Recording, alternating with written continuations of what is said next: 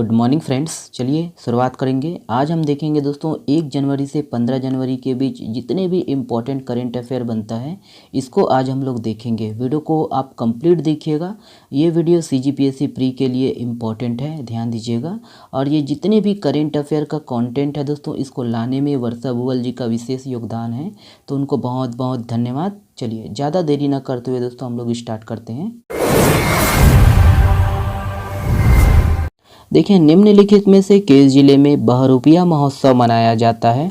यहाँ पर ऑप्शन है, देख लीजिए। करेक्ट आंसर है ऑप्शन नंबर बी है MCB। ध्यान रखिएगा, मनेंद्रगढ़, चिरमिरी, भरतपुर।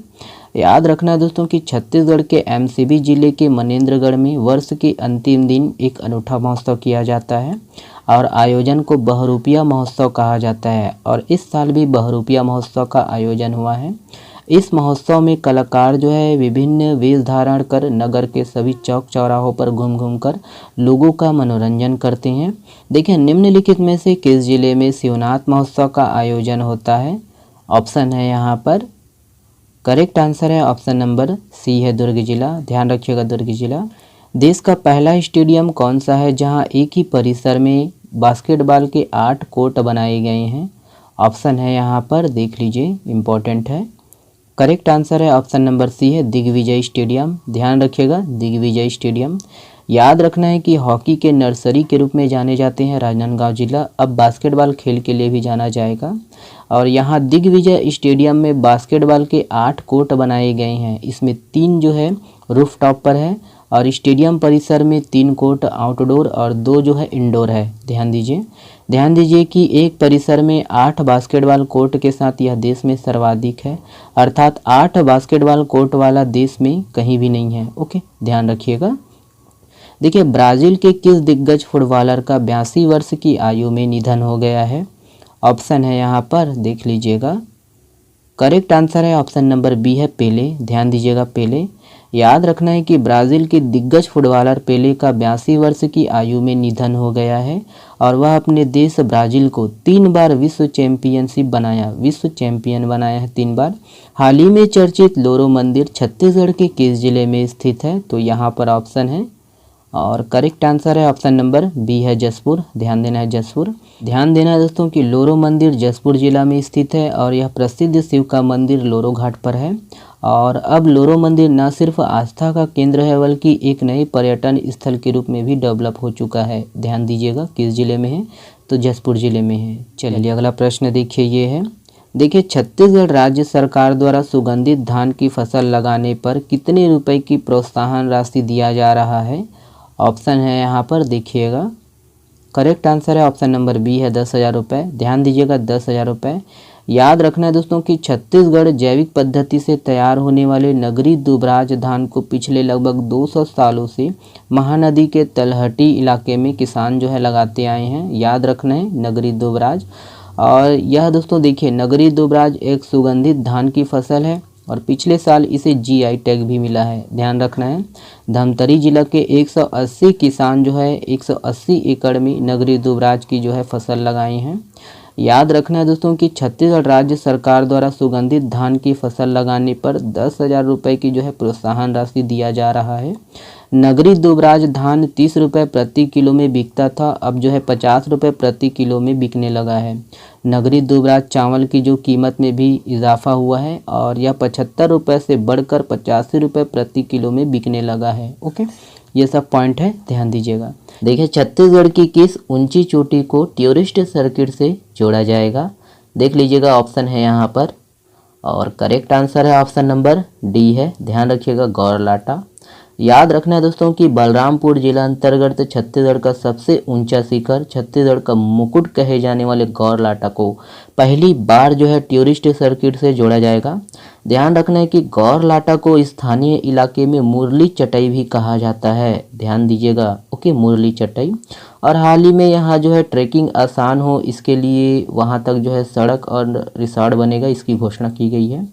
और देखिए, हाल ही में यहाँ दिल्ली सहित 7 राज्यों के ट्रेकरों का दल पहुँचा था। ओके, ध्यान दीजिएगा कि टूरिस्ट सर्किट के अंतर्गत प्राचीन स्थल डीपाडी से गौरलाटा और यहाँ से बलरामपुर के पवई जलप्रपात और फिर गर्म जल स्रोत वाले ताता पानी सहित प्रमुख जो स्थल है वो जुड़ेंगे। ठीक है, ध्यान दीजिएगा।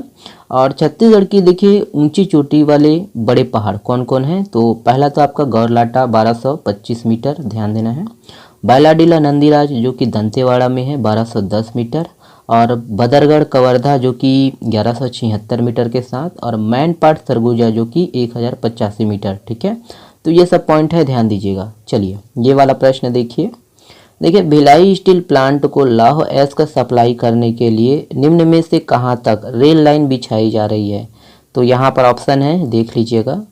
और करेक्ट आंसर है ऑप्शन नंबर बी है, याद रखना है, दल्ली राजहरा से रावघाट। ध्यान दीजिएगा दोस्तों कि भिलाई स्टील प्लांट को लौह एस का सप्लाई करने दल्ली राजहरा से रावघाट तक 11,400 देखिएगा 11,400 करोड़ से 95 किलोमीटर रेल लाइन अब बस्तर के घने जंगलों के बीच पहुंच चुकी है, और नक्सली बाधाओं को पार करते हुए रेल लाइन रावघाट से 18 किलोमीटर है ना दूर रह गई है। याद रखना है यह रेल लाइन 2 से 3 साल में रावघाट तक पहुंचने की संभावना है। अगला देखिए ये है, देखिए राज्य सरकार द्वारा संचालित मेधावी छात्र छात्रा शिक्षा प्रोत्साहन योजना का नया नाम क्या रखा गया है, तो इम्पोर्टेंट है, देख लीजिएगा। और करेक्ट आंसर है ऑप्शन नंबर बी है, ध्यान दीजिएगा, मुख्यमंत्री नोनी बाबू मेधावी शिक्षा योजना। ओके, ऑप्शन बी सही है, मुख्यमंत्री नोनी बाबू मेधावी शिक्षा योजना।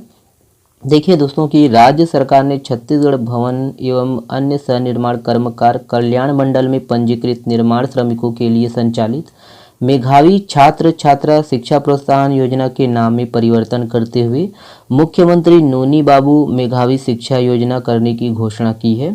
और इस योजना के तहत मुख्यमंत्री ने नवीन कोर्स जैसे engineering, IIT, BTech, triple IT, MTech, MBBS इत्यादि की पढ़ाई सहित विदेशों में अध्ययन करने के लिए श्रमिकों के बच्चों को सहायता देने की घोषणा की है, ध्यान देना है। और इन सभी पाठ्यक्रमों में पढ़ाई करने के लिए श्रमिकों के बच्चों को प्रवेश शुल्क, शैक्षणिक शुल्क, आवास एवं भोजन शुल्क में सहायता प्रदान करने के साथ ही प्रति वर्ष स्टेशनरी के लिए भी 2,000 रुपये की सहायता देने की घोषणा की है। ओके, तो ये सब पॉइंट है, ध्यान दीजिएगा। चलिए ये वाला प्रश्न देखिए छत्तीसगढ़ में 4वीं व 5वीं कक्षाओं के बच्चों को सैनिक स्कूल, नवोदय एवं अन्य निजी संस्थाओं में प्रवेश के लिए कोचिंग और प्रशिक्षण देने हेतु कौन सी योजना शुरू की है, यहाँ पर ऑप्शन है, देख लीजिएगा। करेक्ट आंसर है ऑप्शन नंबर ए है, मुख्यमंत्री आधारभूत शिक्षा प्रशिक्षण सहायता योजना। ध्यान दीजिएगा, ऑप्शन ए सही है। चलिए देखिएगा कि 1 जनवरी 2023 को देखिए छत्तीसगढ़ राज्य सरकार ने 4वीं व 5वीं कक्षाओं के बच्चों को सैनिक स्कूल, नवोदय एवं अन्य निजी संस्थाओं में प्रवेश के लिए कोचिंग और प्रशिक्षण देने के लिए मुख्यमंत्री आधारभूत शिक्षा प्रशिक्षण सहायता योजना शुरू करने की घोषणा की है। और इसके साथ ही देखिएगा भूपेश बघेल ने प्रतियोगी परीक्षाओं के लिए श्रमिकों के बच्चों को निःशुल्क कोचिंग की सुविधा प्रदान करने की घोषणा की है। देखिए ये वाला इम्पोर्टेंट है, याद रखिएगा इसको। देखिए राज्य सरकार के द्वारा श्रमिकों एवं उनके बच्चों हेतु छत्तीसगढ़ भवन एवं अन्य सनिर्माण कर्मकार कल्याण मंडल के पंजीकृत श्रमिकों हेतु संचालित मुख्यमंत्री श्रमिक सहायता योजना की जो राशि है 10,000 रुपये से बढ़ाकर 20,000 रुपये एक मुश्त देने की घोषणा की है। ध्यान दीजिएगा, मुख्यमंत्री श्रमिक सहायता योजना, तो इनकी जो राशि 10,000 से बढ़ाकर 20,000 रुपये किया गया है, ध्यान दीजिएगा ना। चलिए ये वाला प्रश्न देखिए छत्तीसगढ़ के सभी जिलों में फोर्टिफाइड चावल का वितरण कब से किया जाएगा, ऑप्शन है यहाँ पर। और करेक्ट आंसर है ऑप्शन नंबर बी है, ध्यान दीजिएगा, अप्रैल 2023। याद रखना है अप्रैल 2023। याद रखिएगा कि छत्तीसगढ़ में महिलाओं और बच्चों में कुपोषण और एनीमिया की स्थिति को दूर करने अब प्रदेश के सभी जिलों में फोर्टिफाइड चावल का वितरण होगा। और फोर्टिफाइड चावल का जो है उचित मूल्य दुकानों के माध्यम से राशन कार्ड धारियों को अप्रैल 2023 से वितरण किया जाएगा। ध्यान दीजिएगा कि प्राथमिकता, अंत्योदय, एकल निराश्रित, निःशक्त श्रेणी के राशन कार्ड धारियों को वर्तमान में दिए जा रहे सामान्य चावल के स्थान पर फोर्टिफाइड चावल मिलेगा। ध्यान दीजिएगा कि नवंबर 2020 से कोंडागांव जिले में फोर्टिफाइड चावल का वितरण जो है प्रारंभ किया गया है। और वर्तमान में मध्याह्न भोजन योजना, पूरक पोषण आहार योजना में प्रदेश के सभी जिलों में फोर्टिफाइड चावल का जो है वितरण किया जा रहा है। ध्यान देना है कि इसके अतिरिक्त सार्वजनिक वितरण प्रणाली के अंतर्गत राज्य के 10 आकांक्षी जिलों, जिसमें आपका कोरबा, राजनांदगांव, महासमुंद, कांकेर, नारायणपुर, दंतेवाड़ा, बीजापुर, बस्तर, कोंडागांव, सुकमा तथा 2 हाई बर्डन जिले कबीरधाम और रायगढ़ में फोर्टिफाइड चावल का जो है वितरण किया जा रहा है। इन जिलों में ध्यान दीजिएगा, ठीक है। आप कमेंट्स में ये बताइए कि फोर्टिफाइड चावल होता क्या है। ओके, चलिए। हाल ही में चर्चित सीसल कला छत्तीसगढ़ के किस जिले में प्रचलित है, तो देख लीजिएगा। ऑप्शन है यहाँ पर, और करेक्ट आंसर है ऑप्शन नंबर बी है। ध्यान दीजिएगा, बस्तर याद रखना है। देखिए दोस्तों कि सीसल कला बस्तर जिले के जगदलपुर एवं बकावन क्षेत्र में प्रचलित है। ध्यान रखना है कि इस क्षेत्र के मुरिया, भतरा आदि जनजातियों द्वारा मैदानी क्षेत्र में पाई जाने वाली एक प्रकार की बांस, जिसे राम बांस कहा जाता है, इसका उपयोग किया जाता है। याद रखना है कि इनकी पत्तियों को सुखाकर उनका जो रेशा है वो निकाला जाता है एवं इन रेशों को विभिन्न रंगों में डुबाकर उबाल लिया जाता है। फिर इन्हें पुनः सुखाकर इन रेशों से खिलौने, वॉल हैंगिंग, सजावटी वस्तुओं का निर्माण किया जाता है और इन्हें ही सीसल कला कहते हैं। ध्यान दीजिएगा, ये सब पॉइंट इंपॉर्टेंट है। ओके, चलिए अगला प्रश्न देखिए, ये है। देखिए ये बस्तर संभाग है ना, बस्तर संभाग का पहला पक्षी विहार कहाँ बनाया गया है, तो यहाँ पर ऑप्शन है, देखिएगा। और करेक्ट आंसर है ऑप्शन नंबर डी है, लामनी पार्क में। ध्यान दीजिएगा, लामनी पार्क इंपॉर्टेंट है, ठीक है। देखिए इसके संबंध में देखिए कि बस्तर जिले के जगदलपुर में बस्तर संभाग का पहला पक्षी विहार बनकर लगभग तैयार हो गया है और यह पक्षी विहार लामनी पार्क में स्थित है। ध्यान दीजिए कि छत्तीसगढ़ वन विभाग ने मलेशिया की तर्ज पर इस पक्षी विहार को तैयार किया गया है।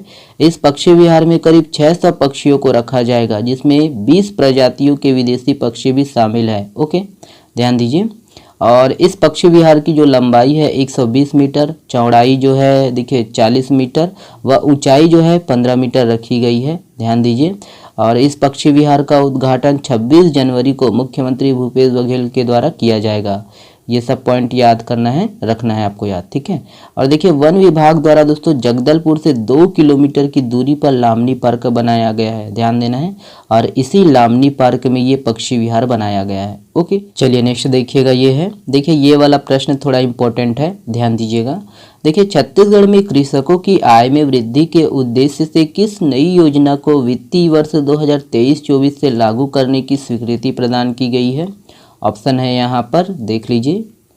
करेक्ट आंसर है ऑप्शन नंबर ए है, मुख्यमंत्री वृक्ष संपदा योजना। ध्यान दीजिएगा, मुख्यमंत्री वृक्ष संपदा योजना याद रखना है, काफ़ी चर्चा में है ये। देखिए इसके संबंध में पूरा डिटेल थोड़ा देखेंगे, ध्यान दीजिएगा। मुख्यमंत्री भूपेश बघेल की अध्यक्षता में हुई राज्य मंत्री परिषद की बैठक में कृषकों की आय में वृद्धि करने के उद्देश्य से मुख्यमंत्री वृक्ष संपदा योजना को वित्तीय वर्ष 2023-24 से लागू करने की स्वीकृति प्रदान की गई है। ध्यान दीजिए कि इस योजना में कृषकों की निजी भूमि में प्रति वर्ष 36,000 एकड़ के मान से 5 वर्षों में, देखिएगा 5 वर्षों में 1,80,000 एकड़ वाणिज्यिक वृक्ष प्रजातियों, जिसमें आपका क्लोनंग, नीलगिरी, टिश्यू कल्चर बांस, टिश्यू कल्चर सौगौन, मिलिया, डुबिया एवं अन्य आर्थिक लाभकारी प्रजाति के पौधों का जो है रोपण किया जाएगा। ध्यान दीजिए।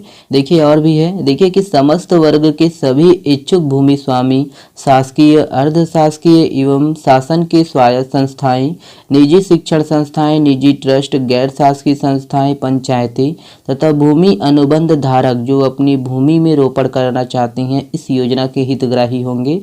ध्यान दीजिएगा कि मुख्यमंत्री वृक्ष संपदा योजना के अंतर्गत पात्र हितग्राहियों को 5 एकड़ तक भूमि पर अधिकतम 5,000 पौधों का जो है रोपण हेतु 100% तथा 5 एकड़ से अधिक भूमि पर रोपण हेतु 50% वित्तीय अनुदान दिया जाएगा। ध्यान दीजिएगा कि राज्य में इस योजना के अंतर्गत कुल 5 वर्षों में 1,80,000 एकड़ में रोपित 15 करोड़ पौधे जो है परिपक्व होने के पश्चात हितग्राहियों को लगभग 5,000 करोड़ की आय की, है ना, 5,000 करोड़, याद रखना है 5,000 करोड़ की आय प्राप्त होने की संभावना है। और मुख्यमंत्री वृक्ष संपदा योजना के क्रियान्वयन से प्रति वर्ष लगभग 30,000 किसान लाभान्वित होंगे। इस योजना के क्रियान्वयन से हितग्राहियों को प्रति वर्ष प्रति एकड़ 15 से 50,000 रुपये तक आय की प्राप्ति होगी। ध्यान दीजिएगा ये सब पॉइंट को। ओके, निम्नलिखित में से कौन छत्तीसगढ़ विधानसभा के उपाध्यक्ष होंगे? देख लीजिएगा, ऑप्शन है यहाँ पर, करेक्ट आंसर है ऑप्शन नंबर डी है संतराम नेताम। ध्यान दीजिएगा, संतराम नेताम। याद रखना है दोस्तों कि कांग्रेस विधायक संतराम नेताम विधानसभा के अगले उपाध्यक्ष होंगे। ध्यान दीजिएगा कि संतराम नेताम कोंडागांव जिले के केशकाल विधानसभा क्षेत्र से विधायक हैं। और याद हो कि दोस्तों पूर्व में उपाध्यक्ष रहे मनोज मंडावी के निधन के बाद विधानसभा उपाध्यक्ष का पद जो है वो रिक्त था। ओके, ध्यान दीजिएगा ये सब पॉइंट को। चलिए देखिए, हाल ही में चर्चित मकरभज्जा जलप्रपात छत्तीसगढ़ के किस जिले में स्थित है? तो देख लीजिएगा, पूछ सकता है एग्जाम में। ऑप्शन है यहाँ पर, और करेक्ट आंसर है ऑप्शन नंबर डी है जसपुर में है। ध्यान दीजिएगा जसपुर में है। याद रखना है दोस्तों कि जसपुर जिले के जसपुर नगर अंतर्गत बगीचा विकास खंड के ग्राम पंचायत महनई में मकरभज्जा जलप्रपात स्थित है। याद रखना है। और करीब 80 फीट की ऊंचाई से हरी भरी पहाड़ी के बीच से बहती यह जलप्रपात प्राकृतिक सौंदर्य से परिपूर्ण है। और इस खूबसूरत झरने को लोग जो है पर्यटन स्थल के रूप में जान सके, इस कारण इस गांव के जो है महिला सरपंच ने नए साल में यहाँ मेला का आयोजन करवाया था, इसीलिए ये चर्चा में था। ठीक है, ध्यान देना है ना। चलिए अगला प्रश्न ये है, देखिए हाल ही में चर्चित जैन दादावाड़ी मंदिर छत्तीसगढ़ के किस जिले में स्थित है? ऑप्शन है यहाँ पर, देख लीजिएगा, करेक्ट आंसर है ऑप्शन नंबर डी है, इनमें से कोई नहीं। ध्यान दीजिएगा किस जिले में है, तो देखते हैं। देखिएगा, याद रखना है कि जैन दादावाड़ी मंदिर जो है वो रायपुर में स्थित है। और राजधानी रायपुर में 150 साल पुरानी जैन दादावाड़ी के मंदिर का जो निर्माण है करीब 80% पूरा हो गया है। और 3 मार्च को इस मंदिर का जो है नया स्वरूप अस्तित्व में आ जाएगा। और इसके अस्तित्व में आ जाने से दोस्तों यह मध्य भारत की सबसे बड़ी जैन मंदिर हो जाएगी। ध्यान दीजिएगा कि दादावाड़ी में जो है 5 गुंबद वाला भव्य मंदिर बनवाया जा रहा है। इसके निर्माण के लिए राजस्थान के मकराना से संगमरमर और सफ़ेद पत्थर मंगवाए गए हैं। ठीक है, ध्यान दीजिएगा। चलिए अगला प्रश्न ये है, ये वाला प्रश्न अति इम्पोर्टेंट है, ध्यान दीजिएगा इसको, डाटा को भी देखिएगा। छत्तीसगढ़ में कुपोषण अभियान के अंतर्गत स्वास्थ्य विभाग द्वारा कितने नए पोषण पुनर्वास केंद्र खोला जाएगा? यहाँ पर ऑप्शन है, देख लीजिएगा, और करेक्ट आंसर है ऑप्शन नंबर बी है 17। ध्यान दीजिएगा 17। याद रखना है दोस्तों कि छत्तीसगढ़ में कुपोषण अभियान के अंतर्गत स्वास्थ्य विभाग द्वारा 17 नई जगहों पर पोषण पुनर्वास केंद्र खोला जाएगा। वर्तमान में प्रदेश में 96 जगहों पर दोस्तों पोषण पुनर्वास केंद्र संचालित हो रहा है। और यहाँ कुपोषित बच्चे जो है 4 सप्ताह में सुपोषित हो रहे हैं। ध्यान दीजिए, देखिए कि स्वास्थ्य विभाग द्वारा वर्तमान में पोषण पुनर्वास केंद्र जिला अस्पताल और सामुदायिक स्वास्थ्य केंद्रों पर संचालित किए जा रहे हैं। ध्यान दीजिए ये वाला, देखिएगा कि पोषण पुनर्वास केंद्र में निम्नलिखित सुविधाएं होती हैं। देखिए कि केंद्रों में इलाज के लिए एक डॉक्टर, एक नर्स, वार्ड बॉय और एक केयर टेकर होता है। और कुपोषित बच्चों के साथ उनकी मां को भी इलाज तक रखा जाता है। और बच्चों को कम से कम 15 दिन तक जो है निगरानी में रखा जाता है। और मां को इस दौरान 150 रुपये के हिसाब से भुगतान किया जाता है। और बच्चों को छुट्टी देने के बाद दोस्तों मां को जो है पोषण आहार की जो है ट्रेनिंग दी जाती है। ये वाला इम्पोर्टेंट है, ध्यान दीजिएगा कि 4 साल में जो है प्रदेश में कुपोषण दर में 5.61% की कमी आई है। ध्यान दीजिए, प्रदेश में वर्ष 2019 में कुपोषण दर 23.37% थी, जो वर्ष 2022 में घटकर 17.76% तक पहुंच गई है। ओके, ये डाटा है, ध्यान दीजिएगा, है ना, एग्जाम के लिए इम्पोर्टेंट है। चलिए देखिए, छत्तीसगढ़ महतारी दुलार योजना का शुभारंभ कब हुआ? ऑप्शन है यहाँ पर, करेक्ट आंसर है ऑप्शन नंबर ए है 18 मई 2021। ध्यान दीजिएगा 18 मई 2021। याद रखिएगा कि कोरोना काल के दौरान जिन बच्चों के सिर से माता पिता का सहारा उठ गया, उन बच्चों को महतारी दुलार योजना के तहत शिक्षा दी जा रही है। ऐसे 6480 बच्चों की पढ़ाई का खर्च राज्य सरकार उठा रही है। ध्यान दीजिए कि इस योजना के तहत सरकारी और निजी स्कूलों में पढ़ने वाले इन बेसहारा बच्चों को फ्री शिक्षा के साथ ही हर माह छात्रवृत्ति भी प्रदान की जा रही है। ध्यान दीजिए कि इस योजना के तहत अब तक जो है 6,767 बच्चों को हर माह के हिसाब से 4 करोड़ रुपए छात्रवृत्ति का भुगतान किया जा चुका है। और इस योजना के तहत पहली से 8वीं तक के विद्यार्थियों को प्रति माह 500 रुपये के हिसाब से 10 माह का सालाना जो है 5,000 रुपये और 9वीं से 12वीं तक के विद्यार्थियों को सालाना 10,000 रुपये छात्रवृत्ति दी जाती है। ओके, ध्यान दीजिएगा। इस योजना के तहत पंजीकृत विद्यार्थियों में सबसे ज़्यादा 1,088 विद्यार्थी रायपुर जिले से हैं और वही है 18 मई 2021 को, ठीक है, इस योजना की जो है शुभारंभ हुआ था। ओके, देखिए, मुख्यमंत्री भूपेश बघेल ने दक्षिण भारत के किस अग्रणी डिजिटल न्यूज़ नेटवर्क का छत्तीसगढ़ संस्करण लॉन्च किया है? ऑप्शन है यहाँ पर, देख लीजिए। करेक्ट आंसर है ऑप्शन नंबर बी है #U। ध्यान दीजिएगा, #U।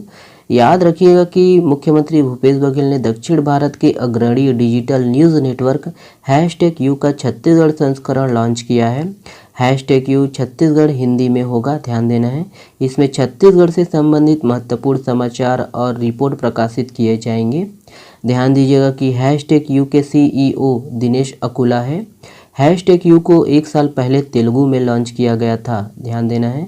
यह तेलुगु मीडिया में अग्रणी वेबसाइट और यूट्यूब चैनल में से एक है, ध्यान दीजिएगा। ओके, ये वाला प्रश्न देखिए।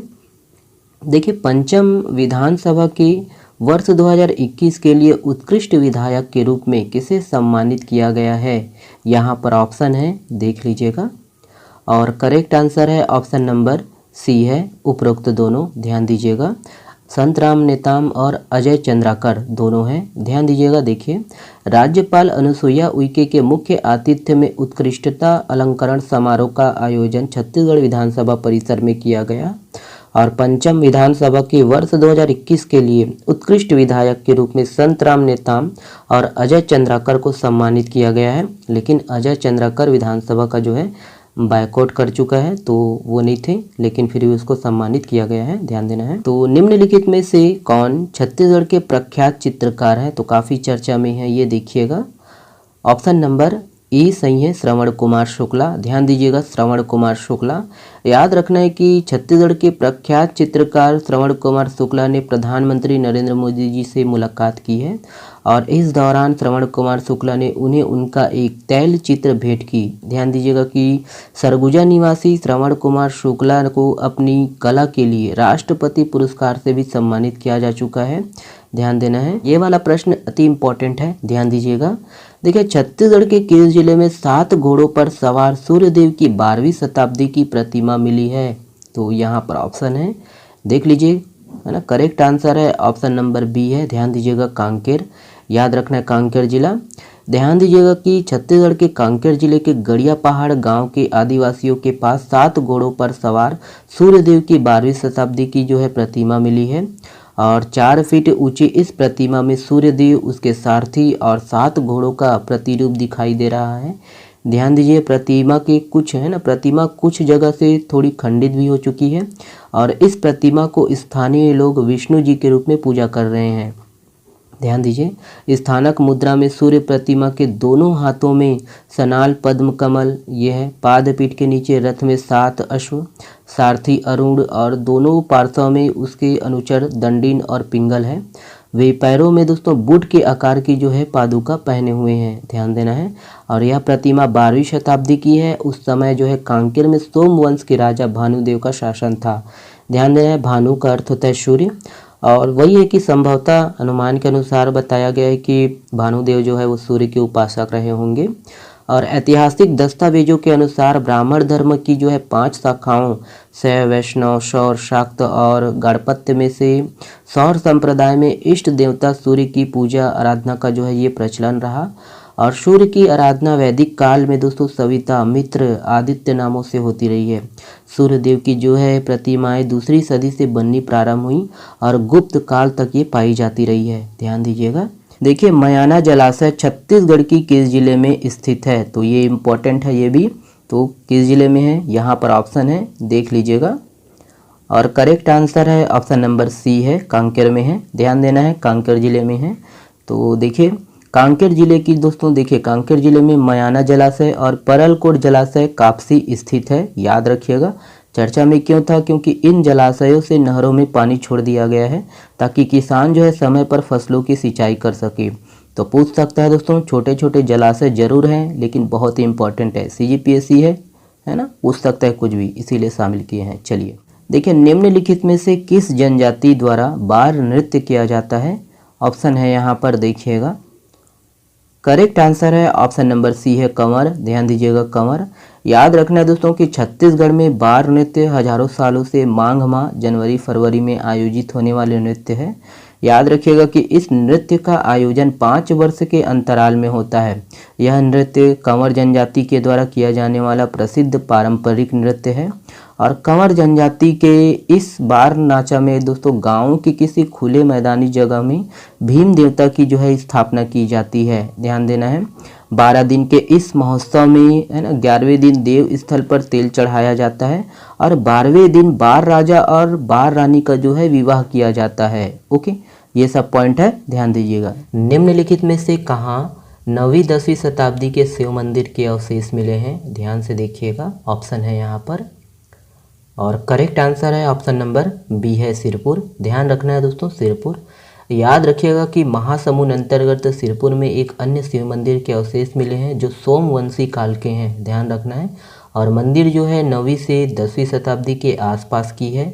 याद रखिएगा कि इसमें टूटी हुई नंदी की प्रतिमा, शिव मंदिर की मूर्तियाँ, दीवार, चंदी का जो है चबूतरा, मूर्ति कला के साथ दरवाजा, चौखट और मूर्तियों के टूटे हुए हिस्से साइट पर पाए गए हैं। ध्यान रखिएगा। देखिएगा कि इसके अलावा एक ही परिसर में एक टीला भी मिला है जिसे ASI द्वारा संरक्षित किया गया है। और इससे पूर्व भी सिरपुर में शिव मंदिर, बौद्ध विहार व विष्णु मंदिर मिल चुके हैं। ध्यान देना है। और वर्तमान में जो है सिरपुर में संग्रहालय भी बना हुआ है जहां प्राचीन मूर्तियों का अवलोकन भी किया जा सकता है। ध्यान देना है कि सिरपुर जो है महानदी के किनारे बसा हुआ है और यहाँ कई प्राचीन मंदिर है जिसमें लक्ष्मण मंदिर प्रमुख है जिसे देखने दूर दूर से पर्यटक यहाँ पहुँचते हैं। और इसके अलावा सुरंग टीला भी आकर्षण का केंद्र रहता है। बौद्ध विहार, जैन विहार भी यहाँ दर्शनीय है। ठीक है, ध्यान रखिएगा दोस्तों, सिरपुर अपने आप में विशेष है। यहाँ तीनों धर्मों, हिंदू धर्म, बौद्ध धर्म, जैन धर्म, तीनों धर्मों के साक्ष्य मिलते हैं। ठीक है, ध्यान दीजिएगा। ये वाला प्रश्न काफ़ी इम्पोर्टेंट है, ध्यान दीजिएगा। देखिए इसका जो आंसर है मालूम होना चाहिए आपको। देखिएगा, हाल ही में चर्चित कोपरा जलाशय छत्तीसगढ़ के किस जिले में स्थित है? तो ऑप्शन है यहाँ पर देखिएगा। करेक्ट आंसर है ऑप्शन नंबर सी है, बिलासपुर। ध्यान दीजिएगा, बिलासपुर। याद रखिएगा दोस्तों कि कोपरा जलाशय जो है छत्तीसगढ़ के बिलासपुर जिले में स्थित है और इस जलाशय में प्रवासी व स्थानीय को मिलाकर 2,500 से 3,000 पक्षी उड़ान भरते हैं। ध्यान दीजिएगा कि प्रवासी पक्षियों में हेडेड गूस ऐसा पक्षी है जो मंगोलिया से हिमालय पार करते हुए 29,000 फीट की ऊंचाई से उड़ान भरकर यहाँ पहुँचते हैं। ध्यान दीजिएगा दोस्तों कि इसे जो है पर्यटन केंद्र की पहल से, है ना, पर्यटन केंद्र बनाने की पहल की जा रही है। और सिंचाई विभाग ने कोपरा जलाशय का निर्माण महानदी बेसिन में साल 1993 में किया था। ध्यान दीजिएगा। और यह जलाशय बत्तख प्रजाति और स्टार्क प्रजाति के पक्षियों के लिए अनुकूल माना जाता है। ओके, ध्यान दीजिए, बिलासपुर से हो तो जाइएगा कभी एग्ज़ाम के बाद। ओके, चलिए अगला देखिएगा। देखिए, किस जिले के जिला प्रशासन की वेबसाइट को केंद्र सरकार के इलेक्ट्रॉनिक और सूचना प्रौद्योगिकी मंत्रालय ने नेशनल प्लेटिनियम अवार्ड के लिए चुना है? ऑप्शन है यहाँ पर देखिएगा। करेक्ट आंसर है ऑप्शन नंबर डी है, इनमें से कोई नहीं। ध्यान दीजिएगा, है ना। तो ये बिलासपुर जिला को मिला है, याद रखिएगा। देखिए इसके संबंध में याद रखना है कि बिलासपुर जिला प्रशासन की वेबसाइट को केंद्र सरकार के इलेक्ट्रॉनिक और सूचना प्रौद्योगिकी मंत्रालय ने नेशनल प्लेटिनियम अवार्ड के लिए चुना है। ध्यान देना है। और राष्ट्रपति द्रौपदी मुर्मू जी ने नई दिल्ली के विज्ञान भवन में कलेक्टर सौरभ कुमार को अवार्ड देकर सम्मानित किया। ठीक है, इसके लिए ध्यान दीजिएगा। ध्यान दीजिएगा कि बिलासपुर जिला प्रशासन की वेबसाइट में ऐसा सॉफ्टवेयर का उपयोग किया गया है जिसमें दिव्यांगों के लिए भी विशेष सुविधा दी गई है और इसीलिए बिलासपुर जिला की वेबसाइट को यह अवार्ड मिला है। ध्यान देना है। ध्यान देना है दोस्तों कि यह अवार्ड अलग अलग कैटेगरी में प्रथम स्थान हासिल करने वाली सरकार के विभिन्न विभागों के शासकीय वेबसाइट्स को दिया जाता है। ध्यान देना है ये सब पॉइंट को, ठीक है। चलिए अगला प्रश्न देखिए, ये है, देखिए ये वाला प्रश्न भी काफ़ी इम्पोर्टेंट है, इसको भी ध्यान रखना है। आज का जो करेंट अफेयर है सभी इम्पोर्टेंट है और लाइफ टाइम याद रखने योग्य है, ठीक है, ध्यान रखना है।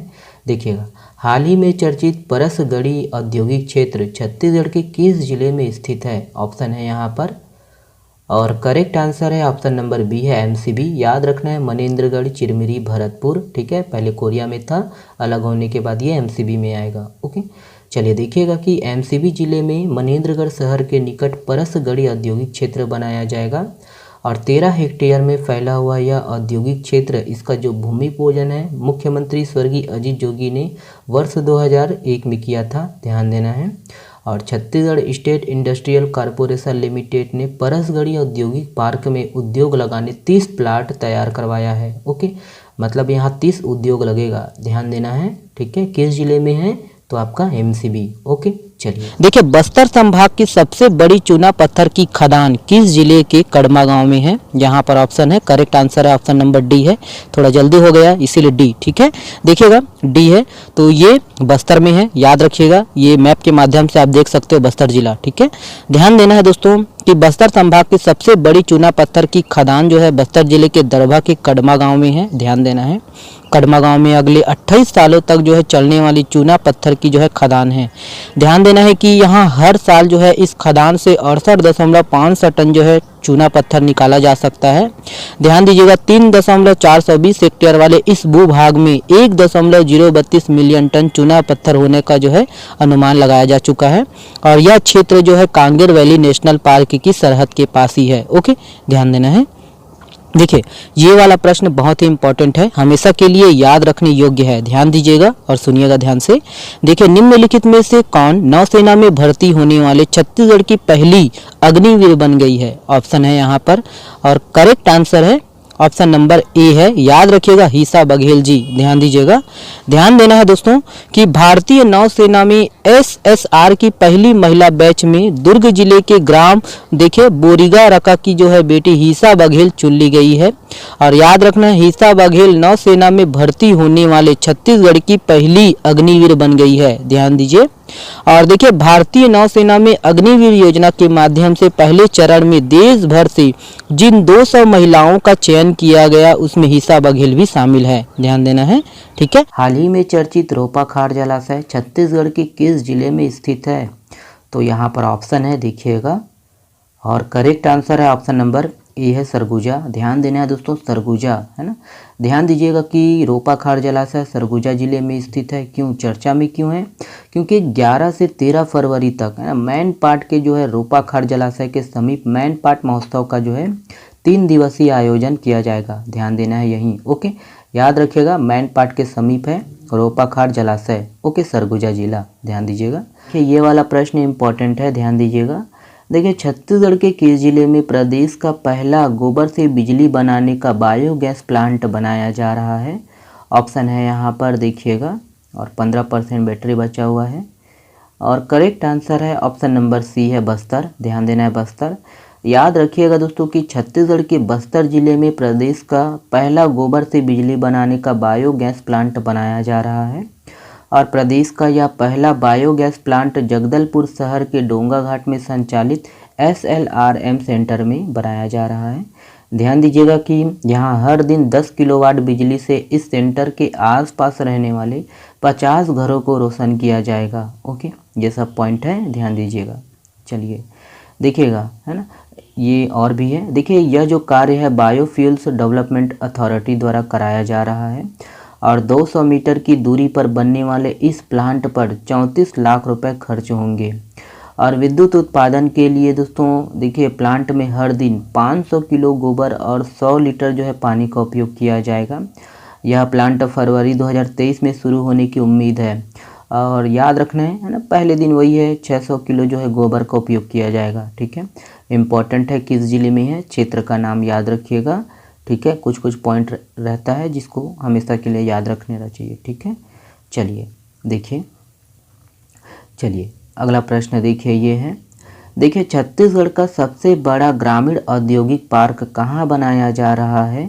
ऑप्शन है यहाँ पर देखिएगा, करेक्ट आंसर है ऑप्शन नंबर डी है तुरेनार। ध्यान दीजिएगा तुरेनार। याद रखिएगा दोस्तों कि छत्तीसगढ़ के गौठानों में ग्रामीण औद्योगिक पार्क स्थापित करने का कार्य किया जा रहा है और बस्तर जिले के जगदलपुर ब्लॉक के तुरेनार में 5 एकड़ में 2 करोड़ रुपए की लागत से प्रदेश का सबसे बड़ा ग्रामीण औद्योगिक पार्क बनाया जा रहा है। और यहाँ 19 इकाई जो है ना, देखिएगा यहाँ 19 यूनिट इकाई जो है लगाई जा रही है, जिसमें 8 फूड प्रोसेसिंग प्लांट है और यहाँ सुगंधित चावल और दाल सहित तेल उत्पादन होगा। ध्यान दीजिएगा। और इस ग्रामीण औद्योगिक पार्क में 1000 ग्रामीणों को रोजगार देने की योजना बनाई गई है। ओके, ध्यान दीजिएगा। चलिए ये वाला प्रश्न देखिए कैलाश झील निम्नलिखित में से किस राष्ट्रीय उद्यान में स्थित है? ऑप्शन है यहाँ पर, करेक्ट आंसर है ऑप्शन नंबर बी है, कांगेर घाटी राष्ट्रीय उद्यान में है। ध्यान देना है कैलाश झील। ध्यान दीजिएगा दोस्तों कि कैलाश झील कांगेर घाटी राष्ट्रीय उद्यान में स्थित है। कैलाश झील में इको पर्यटन को बढ़ावा देने के लिए फ्लोटिंग राफ्ट राइड की जो है शुरुआत होने वाली है। देखिएगा कि इसमें बांस के बने राफ्टर यानी नाव पर पर्यटक जो है झील से प्रकृति को देख सकेंगे और यह सुविधा अभी केरल में है। ओके, चलिए अगला प्रश्न देखिए ये है। देखिए विश्व हिंदी दिवस किस दिन मनाया जाता है? ऑप्शन है यहाँ पर देखिएगा, करेक्ट आंसर है ऑप्शन नंबर बी है 10 जनवरी। ध्यान देना है 10 जनवरी को मनाया जाता है। देखिए कि प्रतिवर्ष 10 जनवरी को विश्व हिंदी दिवस दुनिया भर में भाषा के प्रति जागरूकता बढ़ाने के लिए मनाया जाता है और यह दिवस उस दिन के सम्मान में मनाया जाता है जब भारत की आधिकारिक भाषा हिंदी संयुक्त राष्ट्र महासभा में पहली बार बोली गई थी। वर्ष 1975 में नागपुर में पहली बार विश्व हिंदी सम्मेलन का जो है आयोजन किया गया था। तब से प्रति वर्ष दुनिया के विभिन्न क्षेत्रों में इस तरह के जो है सम्मेलन आयोजित किए जाते हैं। ध्यान दीजिए, आप कमेंट्स में ये बताइएगा कि राष्ट्रीय हिंदी दिवस कब मनाया जाता है। ओके, चलिए ये वाला प्रश्न देखिएगा। देखिए वर्तमान में एनीमिया मुक्त भारत अभियान में छत्तीसगढ़ कौन से स्थान पर है? ऑप्शन है यहाँ पर देखिएगा, करेक्ट आंसर है ऑप्शन नंबर सी है तृतीय। ध्यान देना है तृतीय। तो इसके संबंध में थोड़ा डिटेल देखेंगे। देखिए कि एनीमिया मुक्त भारत अभियान के अंतर्गत बच्चों, किशोरों, गर्भवती व शिशुवती महिलाओं को IFA iron folic acid supplementation उपलब्ध कराने में छत्तीसगढ़ देश में तीसरे स्थान पर है और पूरे देश में छत्तीसगढ़ से आगे केवल आंध्र प्रदेश और महाराष्ट्र ही है। ध्यान दीजिए, एनीमिया मुक्त भारत अभियान के तहत 6 माह से 19 वर्ष तक के बच्चों तथा गर्भवती व शिशुवती महिलाओं को IFA की जो है खुराक दी जाती है। ध्यान दीजिए, मितानिनों द्वारा छोटे बच्चों को आयरन एवं फॉलिक एसिड सिरप तथा गर्भवती व शिशुवती महिलाओं को टेबलेट प्रदान किया जाता है। ध्यान दीजिएगा कि भारत सरकार द्वारा सितंबर 2022 तक पूरे देश में राज्यवार IFA सप्लीमेंटेशन के जारी आंकड़ों के अनुसार छत्तीसगढ़ में 6 माह से 59 माह के 64.4% बच्चों को, 5 वर्ष से 9 वर्ष के 71.5% बच्चों को IFA सप्लीमेंटेशन दिया गया है। ध्यान दीजिए, और प्रदेश में देखिए थोड़ा डाटा इम्पोर्टेंट है, पढ़ने में थोड़ा परेशानी होता है, इसीलिए थोड़ा धीरे धीरे पढ़ना पड़ता है।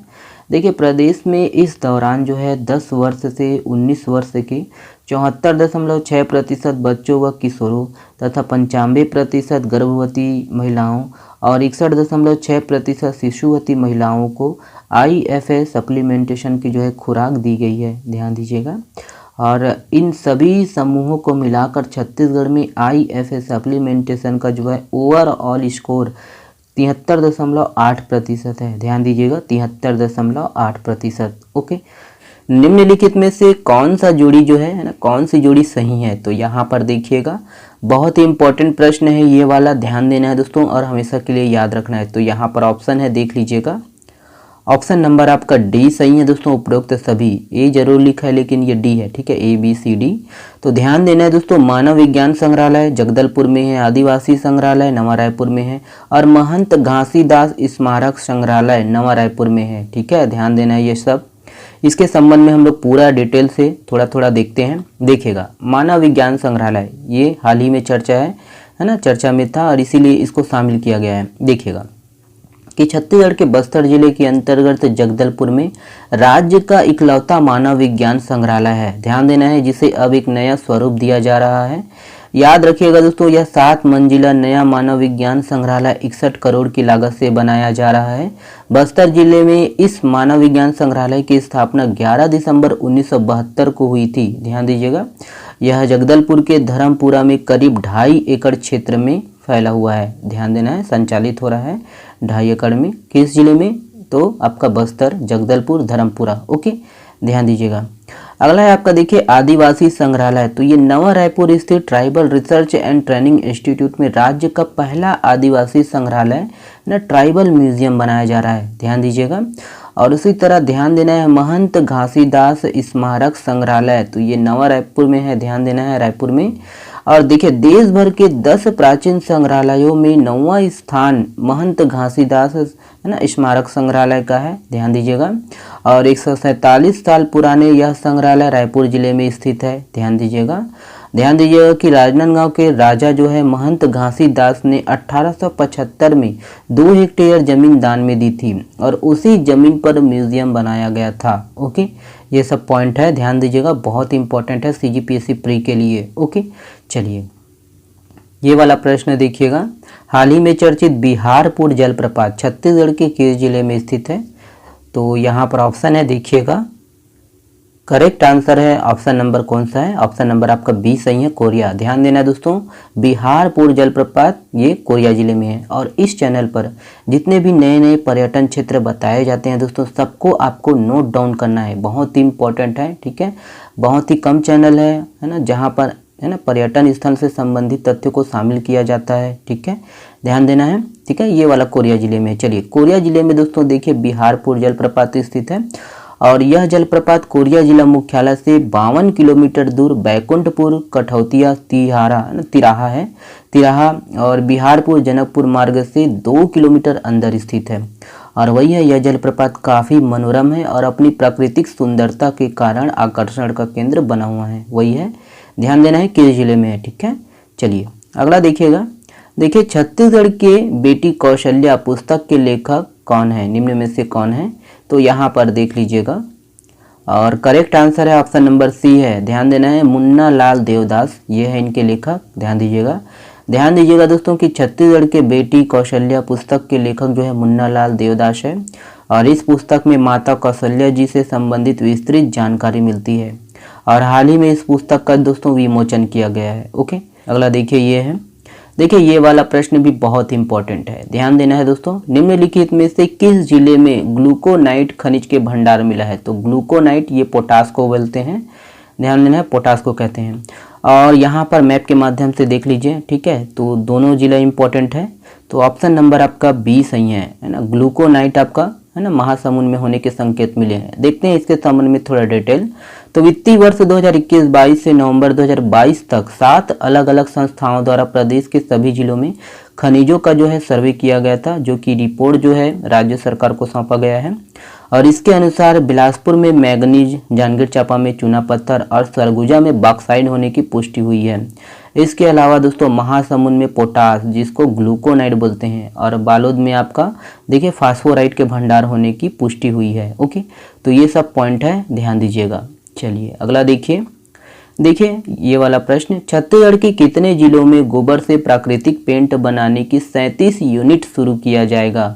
तो यहाँ पर ऑप्शन है, देखिएगा, और करेक्ट आंसर है ऑप्शन नंबर बी है 25, ध्यान देना है 25। याद रखिएगा दोस्तों कि छत्तीसगढ़ के 25 जिलों में गोबर से प्राकृतिक पेंट बनाने का जो है 37 यूनिट शुरू किया जाएगा। और देखिए गोधन न्याय योजना के तहत ये यूनिट इन जिलों की अलग अलग गौठानों में लगाई जाएगी और सभी में इस माह के अंत तक गोबर पेंट बनने लगेगा। ओके, ध्यान देना है कि वर्तमान में जो है रायपुर, दुर्ग और कांकेर जिलों में दोस्तों 5 गौठानों में गोबर से पेंट बन रहा है और इसमें अब तक 3,307 लीटर बिक चुका है और इससे 7,20,000 देखिए 7,20,000 की आय हुई है। ओके, ध्यान दीजिएगा दोस्तों कि गोबर से पेंट बनाने का देश का जो है पहला प्लांट राजधानी रायपुर में खुला था, है ना, और खुला है और अभी चल रहा है, ठीक है भाई। और यह प्लांट गोवर्धन संघ स्तरीय व स्व सहायता समूह व लक्ष्मी ऑर्गेनिक नगर निगम जोन 8 द्वारा संचालित किया जा रहा है। और यह प्लांट जरवाए, रायपुर के जरवाए में लगभग 3 एकड़ में फैला हुआ था। तो ये भी अभी कुछ दिनों पहले चर्चा में था, ठीक है, ध्यान देना है। चलिए देखिए, छत्तीसगढ़ में सांप्रदायिकता फैलाने वालों पर किस कानून के तहत कार्यवाही की जाएगी? ऑप्शन है यहाँ पर देखिएगा, बहुत ही इंपॉर्टेंट प्रश्न है ये वाला, ध्यान दीजिएगा। और करेक्ट आंसर है ऑप्शन नंबर ए है, नेशनल सिक्योरिटी एक्ट। ध्यान देना है, इसी को एनएसए बोलते हैं, ध्यान दीजिएगा, नेशनल सिक्योरिटी एक्ट। चलिए देखिएगा, और देखिए कि छत्तीसगढ़ में दोस्तों सांप्रदायिकता फैलाने वालों पर राष्ट्रीय सुरक्षा कानून रासुका के तहत कार्यवाही की जाएगी। और राज्य सरकार की ओर से सभी जिलों के कलेक्टर को दोस्तों आदेश जारी कर दिया गया है। छत्तीसगढ़ गृह विभाग की राजपत्र में दोस्तों 3 जनवरी को अधिसूचना जारी की गई है, ध्यान देना है। ध्यान देना है कि इस कानून के तहत किसी भी व्यक्ति को दोस्तों 3 माह तक हिरासत में रखा जा सकता है और इस अवधि को 3-3 माह कर 12 माह तक बढ़ाया जा सकता है। ध्यान देना है, राष्ट्रीय सुरक्षा अधिनियम 23 सितंबर 1980 को घोषित भारतीय संसद का दोस्तों एक अधिनियम है। राष्ट्रीय सुरक्षा अधिनियम 1980 अथवा एनएसए अथवा रासुका तीनों एक ही है। देश की सुरक्षा के लिए सरकार को अधिक शक्ति देने से संबंधित एक कानून है और यह कानून केंद्र और राज्य सरकार को गिरफ्तारी का आदेश देता है। ध्यान दीजिएगा दोस्तों, बहुत ही इंपॉर्टेंट है ना। चलिए देखिए ये वाला प्रश्न, देखिए छत्तीसगढ़ के किस जिले में फिल्म सिटी का निर्माण किया जाएगा? ऑप्शन है यहाँ पर देखिएगा, करेक्ट आंसर है ऑप्शन नंबर सी है महासमुंद। ध्यान दीजिएगा, महासमुंद ये है, महासमुंद जिला मैप के माध्यम से देख लीजिए और मैप का ज्ञान आपको होना चाहिए। ओके, देखिएगा कि छत्तीसगढ़ के महासमुंद जिले में फिल्म सिटी का निर्माण किया जाएगा और इसके लिए संस्कृति विभाग द्वारा प्रस्ताव बनाया गया है। महासमुंद जिले के एक ही जगह पर यह जो है फिल्म सिटी बनाया जाएगा। इसके लिए महासमुंद जिले के बिरबिरा गांव में फिल्म सिटी बनाने को लेकर संस्कृति विभाग द्वारा 250 एकड़ जमीन जो है चिन्हित किया गया है। ओके, ध्यान दीजिएगा। चलिए ये है, ये लोकेशन जो है वो रायपुर के करीब है, वही मैप के माध्यम से देखे हैं। ओके, चलिए ये वाला प्रश्न देखिए, देखिए छत्तीसगढ़ से कौन माउंट एकानकागुआ और 4 विभिन्न महाद्वीपों की सबसे ऊंची चोटी पर पहुंचने वाले राज्य के पहले व्यक्ति बन गए हैं? ऑप्शन है यहाँ पर देखिएगा, करेक्ट आंसर है ऑप्शन नंबर बी है चित्रसेन साहू जी। ध्यान देना है, चित्रसेन साहू। याद रखना है दोस्तों कि छत्तीसगढ़ के दिव्यांग युवा पर्वतारोही चित्रसेन साहू ने दक्षिण अमेरिका महाद्वीप के माउंट एकानकागुआ की जो है चढ़ाई पूरी की है और वह 6,962 मीटर यानी 22,841 फीट की ऊंचाई पर कृत्रिम पैरों के सहारे पहुंचे हैं। और देखिए वे देश के दोस्तों पहले दिव्यांग हैं जिनके दोनों पैर कृत्रिम हैं। ध्यान दीजिएगा कि चित्रसेन साहू छत्तीसगढ़ के माउंट एकानकागुआ और 4 विभिन्न महाद्वीपों की सबसे ऊंची चोटी पर पहुंचने वाले राज्य के पहले व्यक्ति हैं। ध्यान दीजिए कि माउंट एकानकागुआ एशिया महाद्वीप के बाहर देखिए विश्व की सबसे ऊंची चोटी है और यह दक्षिण अमेरिका महाद्वीप की सबसे ऊंची चोटी भी है। ध्यान दीजिए, इससे पूर्व दोस्तों चित्रसेन साहू जी ने माउंट किलिमंजारो, माउंट कोजियस्को और माउंट एल्ब्रूस को फतह हासिल कर नेशनल रिकॉर्ड कायम किया। इसके साथ ही एवरेस्ट बेस कैंप तक पहुंच चुके हैं। ध्यान देना है, देखिए निम्नलिखित में से किस जिले में दुलार एवं मिशन 12 kg अभियान चलाया जाएगा? ऑप्शन है यहाँ पर देखिएगा, करेक्ट आंसर है ऑप्शन नंबर बी है रायपुर। ध्यान दीजिएगा, रायपुर में चलाया जाएगा। तो ये मैप के माध्यम से देख लीजिए रायपुर। याद रखना है दोस्तों कि रायपुर जिले में कुपोषण के स्तर पर कमी लाने के लिए जिला प्रशासन ने दुलार और मिशन 12 kg अभियान की शुरुआत आगामी फरवरी माह से करने जा रहा है। ध्यान दीजिए कि दुलार अभियान के जरिए बच्चों की उम्र एवं वजन लेने के साथ ही शिशु की जो है माँ को स्तनपान कराने के लिए जागरूक किया जाएगा। ध्यान देना है ये सब पॉइंट को, ठीक है। किस जिले से संबंधित है? तो रायपुर, याद रखिएगा। चलिए ये वाला प्रश्न देखिएगा, देखिए ये वाला प्रश्न बहुत ही इंपॉर्टेंट है, ध्यान देना है। देखिए हाल ही में निम्नलिखित में से किस गढ़ से एक खंडित शिलालेख प्राप्त हुआ है? ऑप्शन है यहाँ पर देखिएगा, करेक्ट आंसर है ऑप्शन नंबर डी है मारो। ध्यान देना है मारो। याद रखिएगा दोस्तों कि रायपुर बिलासपुर मुख्य मार्ग पर बेमेतरा जिला अंतर्गत ग्राम मारो से एक खंडित शिलालेख प्राप्त हुआ है और पुरातत्व विभाग के अनुसार दोस्तों यह लगभग 12वीं से 13वीं शताब्दी का है, ध्यान देना है। खंडित शिलालेख की जो भाषा है संस्कृत है तथा लिपि नागरी है और इसमें पुरुषोत्तम, पद्माया, सरस्वती, यक्षेश्वर आदि देवी देवताओं के जो है वंदन का उल्लेख है। ध्यान दीजिएगा कि मारो पुरातात्विक दृष्टि से अत्यंत महत्वपूर्ण है, जिसे मारोगढ़ भी कहा जाता है। ध्यान देना है, छत्तीसगढ़ के 36 गढ़ों में से एक मारोगढ़, ध्यान देना है, बेमेतरा जिला में है। और यहाँ जो है प्राचीन किला, परीखा, मृत्तिकागढ़ तथा भव्य देवी महामाया का मंदिर है। ध्यान दीजिएगा। देखिए ये वाला प्रश्न, पीएम मोदी ने रिवर क्रूज एमवी गंगा विलास को हरी झंडी दिखाकर रवाना किया है। इस क्रूज की यात्रा किस शहर में समाप्त होगी? ऑप्शन है यहाँ पर देखिएगा, करेक्ट आंसर है ऑप्शन नंबर सी है डिब्रूगढ़। ध्यान देना है, डिब्रूगढ़। याद रखिएगा दोस्तों कि पीएम मोदी ने दुनिया के सबसे लंबे रिवर क्रूज एमवी गंगा विलास को हरी झंडी दिखाकर रवाना किया है और रिवर क्रूज एमवी गंगा विलास की यात्रा वाराणसी से शुरू हो गई है, जो लगभग 3200 किलोमीटर का सफ़र तय करेगी और अपनी इस 51 दिन की ऐतिहासिक यात्रा के दौरान यह रिवर क्रूज 27 रिवर सिस्टम से होते हुए बांग्लादेश के रास्ते अपने डेस्टिनेशन असम के डिब्रूगढ़ पहुंचेगी। ध्यान दीजिएगा। चलिए नेक्स्ट देखिएगा, ये वाला प्रश्न इंपॉर्टेंट है, ध्यान दीजिएगा। हाल ही में चर्चित डे भवन निम्नलिखित में से किस जिले में है? ऑप्शन है यहाँ पर देखिएगा, करेक्ट आंसर है ऑप्शन नंबर बी है रायपुर। ध्यान देना है, रायपुर।